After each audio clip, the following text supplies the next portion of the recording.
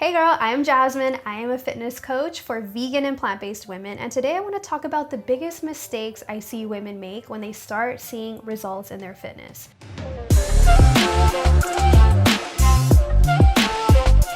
It's no secret that such a huge amount of people who lose weight or build muscle or embark on any kind of fitness or health program end up gaining all of the weight back or just going right back to where they were within the span of a year. It's so crazy how results just don't seem to stick. By now, I have coached hundreds of women and I've seen a lot of patterns, and I have a pretty good insight as to why it doesn't stick, why people's results tend to fade away just within a single year. And it seems to not matter as to whether or not someone works with a trainer in a gym, an online coach, or they do it on their own or do some video, some YouTube challenge that they found online. It doesn't seem to matter the method in which people took in order to lose the weight. It seems like no matter what, it's still over 90% of people don't stick with it. So in fact, I've made it my mission as someone who advocates for vegan and plant-based women to be healthy. I have made it my mission to coach my clients in a way where their results are sustainable. I don't do restrictive diets. I don't do a lot of the craziness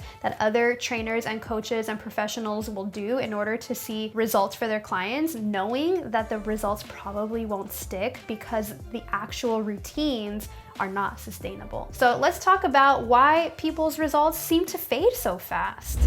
So the first thing is many women start to move away from the very routines that got them their results. And this isn't always intentionally, but I think the thought process here is think that we have now outgrown or graduated past the fundamentals. And there will come a point where you do pass the fundamentals. However, as experts, you can ask any expert or professional in health and fitness, you never stop doing the fundamentals. You may not put as much focus into it because many of these routines are now automated, but we are never too good for the fundamentals. We are never too good to continue to do the things that got us the results in the first place. And some examples are tracking food or tracking our workouts to ensure that we're getting stronger or that we're really pushing ourselves. This could be asking for support. Sometimes we think that we're just past the phase of needing support because we're we got all these results and now we don't need any help. So these are some routines that I've seen many people really master, and then they're like, cool, I'm done. They stop doing it and they slowly start to go back to how they were before. In fact,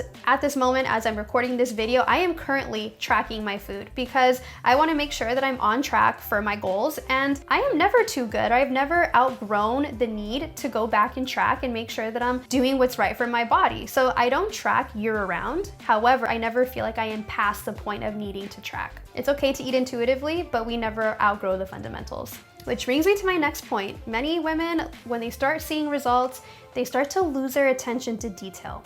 What I've seen a lot with clients is in the beginning, they're so excited, they're so pumped, they're measuring everything, they're tracking everything, they're prepping everything, their grocery list looks beautiful, they are so organized, they're ready to go. And as time progresses, they're kind of they start to lose that attention to detail. Maybe they no longer prep their food on Sundays and they're kind of just winging it, or they don't write out their grocery list anymore and they just expect to remember all of the stuff, or they don't track anymore, or they don't, just take the time to really ensure that things are being done right.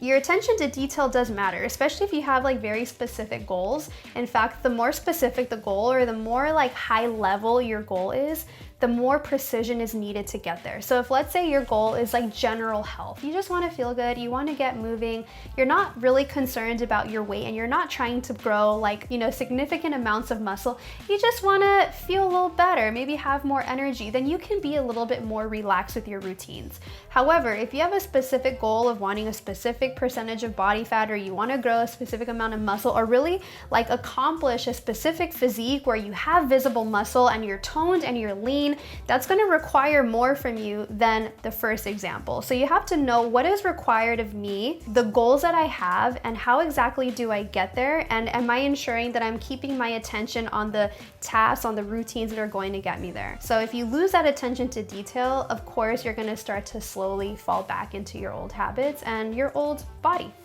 Now, another mistake a lot of clients that I've had have made, and it's okay because we're human, but they might celebrate their success a little too long and start to I guess, undo the progress that they've made. I think we've all had those days where we had like a really hard workout, or we went on like this really difficult hike, and the first thing we wanted to do was like go eat junk food because we're like, I earned this, I worked so hard. And that's okay. I mean, you're a human being. You have every right to go and have treats and have some fun. It doesn't always have to be business. So it's so okay to reward yourself and celebrate in whatever way that you see fit. However, sometimes we can fall into this hole of constant celebration, or what can happen is we reach a milestone and we're like, amazing, I'm gonna go and celebrate with some pizza. I earned this. And then one slice leads to half the pizza, and then you eat the leftovers in the morning, and then you're like, screw it, let's also go get some tacos, and it just keeps going and going and going. And then by then, now your body is like wanting the junk. It's wanting all of the savory and sweet, palatable foods. And then all of a sudden, all the food that got you here isn't seeming so desirable. And that's by design. A lot of this junk food that's out there is designed to keep you hooked on it. In fact, many people don't know that you can actually change your taste buds. So many people realize like maybe they didn't love broccoli or didn't love certain fruits in the beginning, like at least a lot of my clients experience this, and they end up loving that stuff because they've actually been able to mold their taste buds. But we can also mold them in the opposite way, where like we can get ourselves to start craving junk food just because we've been eating it. So we can celebrate a little bit too hard and then find it hard to get back on track. This is something a lot of people experience during the holidays. They can be on their best behavior going up to the holidays, and then they're eating tamales and drinking vegan eggnog and going crazy for a few days, and then they're like, damn, I'm having a really hard time bringing myself back to my routines. Another mistake I've actually seen clients of mine in the past make is they prematurely detach from the coaching environment because they feel like they have already reached a point where they've mastered it. I want to emphasize that mastery takes time. It's like that thing we have to do over and over and over and over and over again before we finally get to that point where it's just part of us. It's part of our identity. And just because we know how to do things and we've been doing them for a little bit, that doesn't mean we've mastered it. There are still obstacles that we face and struggles we have to encounter before we can like really prove that these habits are solid. So sometimes what I see is clients will come in and maybe do a 6-month program with us, and did incredibly, by the way. And they'll detach and be like, okay, I'm good here. I don't want to do like the next level, which is totally fine. Like I'm never here to like sell my clients on staying with me forever. That's never the goal. However, sometimes it's evident that there's more work to be done, but because they believe that they know how to do it now, that the knowledge is enough for them to do it forever. And just because we have the knowledge and we know what we should do doesn't necessarily mean that we have mastered that thing. Like we all know we should drink more water, we should eat more vegetables, we should get moving more, yet majority of the population doesn't do that. So it's not the fact that they know or don't know, it's the fact that maybe they don't have the accountability and support that's needed in order to keep going. So a mistake that my clients have made is maybe they left a little bit too soon and could have given it another few months, maybe another 6 months in a safe environment with support and accountability and community to really like nail down all of these things that they've learned and all of these habits that they've created. And finally, a big mistake that I see women make is they think that the same strategy that got them the results will take them to the next level. So the thing with our body is it's constantly adapting to change. And in the beginning, let's say you are on a 3-month fitness journey and you've been going hard and you see your body make all of these transformations and you're feeling so good. The strategy that you used in your first 3 months to get you the results that you had are actually going to reach a point where they are no longer effective for you because the body has already found its equilibrium there. It no longer challenges you. So people might think like, oh, okay, I got it from here. I know how to do it. I know how to work out now. I think I figured it out. I'm cool. And that's good that they have that confidence. However, we have to constantly be tweaking our strategy forever. Like as our body evolves, as we age, as we encounter just new things in our life, like we have to constantly be pivoting. And also also our goals change. So that's another reason why we have to constantly be pivoting. Like my goals are not the same as they were when I was 22 when I started all of this. In fact, my goals aren't even the same as they were 2 years ago or 1 year ago. We're constantly changing, and there will come a point where maybe you don't want to be reaching for these top high level goals and you just want to be happy and you want to feel safe and comfortable and confident. So your strategy will need to change. But I think many people are like, cool, I got results like this, so this must be the winning strategy for me. Then they hit a plateau and don't really know where to go from there.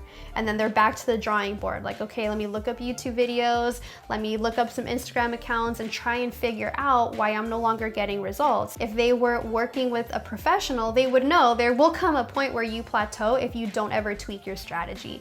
You have to constantly be tweaking and adjusting and pivoting, so that way your body is constantly growing and constantly put in situations where it's going to improve. And last thing, as you become more advanced in your fitness journey, progress slows down. And I know this is like so hard to hear, especially for all of you veterans out there that are watching this, that are like, I've been in the game for 3 years and I just stopped growing muscle, I'm not losing any more weight, and you're like, what's going on? And you're feeling impatient. That's actually really normal, because in the beginning, the first year, people tend to see results much faster, and then the results just slowly slow down. So our body is just really used to the stimulus, and it's no longer responding as quickly as in the beginning to the things that we're doing. So we just have to exercise patience, keep at it, stay consistent. And this is yet another reason why it's so helpful to work with someone and be part of a community where you have support and have accountability. So that way you stay with it, because our impatience can really talk us out of everything. We're like so impatient to see the results that we stop doing the very things that are going to get us there, just because we keep doubting whether or not they're going to work. So I hope this was helpful. I mean, again, I've coached hundreds of women in their fitness journeys, and I've seen a lot. I've seen what tends to be the reason why people quit. I've seen what tends to be the reason why people succeed, and all of the things in between. So I hope this was helpful for you. And maybe you saw some of these things in yourself that you recognize, and you're like, okay, at least now I know how to navigate through this and not to give up right before I'm about to hit the finish line. If this resonated with you and you are looking for some help in your fitness journey, not only do I offer one-on-one fitness coaching, but I also have masterclasses and masterminds that you can get into, whether you're more of a one-on-one type of person or a group type of person. I have all kinds of different ways that I can support you in your fitness journey. And you can check me out on Instagram. It's at JazzyVeganCakes, and see what I'm all about and see if you vibe with me. And if you do, you can always apply for coaching or sign up for the next mastermind. I hope you enjoyed this video. I'll see you on the next one.